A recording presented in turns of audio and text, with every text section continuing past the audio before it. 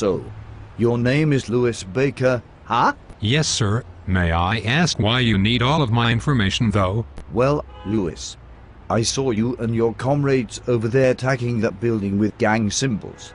You might need to reconsider your friends too, seeing as they all ran away and left you here to get in trouble alone. Also, some of your bodies seem to match descriptions of murder suspects that have been put out recently. Well, officer, I cannot speak for them. And why is that, Louis? Are you scared about what they will do to you if they find out you ratted on them? Yes. So, you are in a gang, aren't you?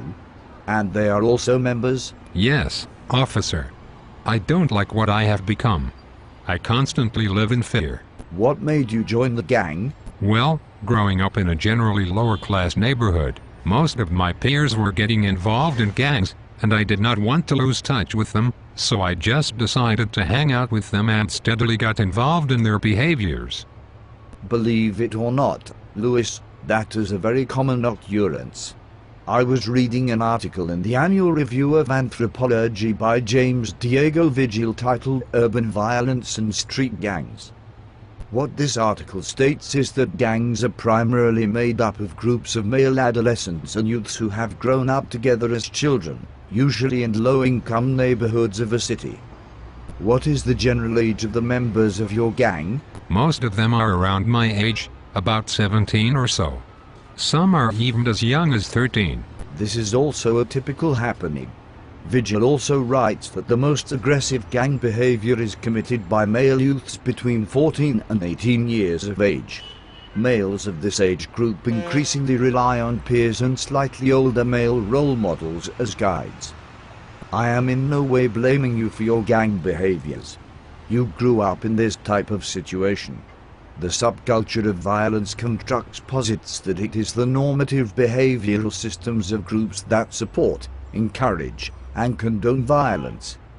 Risky lifestyles of young males on the streets increase contact with similarly adventurous males, and thus such associations and interactions heighten the potential for crime and victimization, states Vigil. As I said previously, I really do not like what I have become. I wish that I could have had more resources and better friends growing up. Most of the gang members are completely out of control in their behaviors.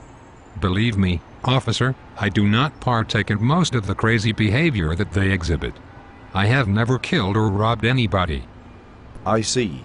In another article I was reading in the American Journal of Economics and Sociology by Yael Stoke entitled Future-Oriented Gang Members, Gang Finances and the Theory of Present-Oriented Criminals, the author states that gang members are an empirically critical criminal type, accounting for approximately 20% of all homicides. I have seen some wild things in my time growing up with my peers. Do not be alarmed, Louis. We can help you.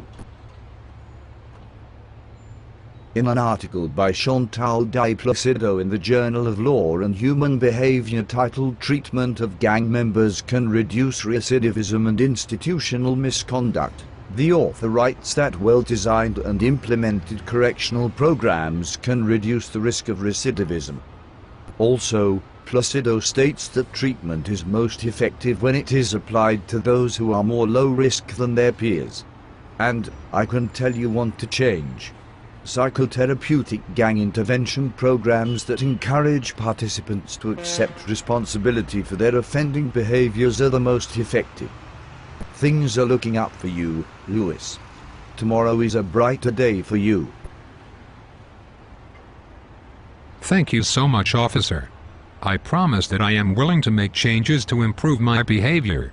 I really appreciate your understanding. Great. I am glad to hear that, Louis. But first, turn around and put your hands behind your back.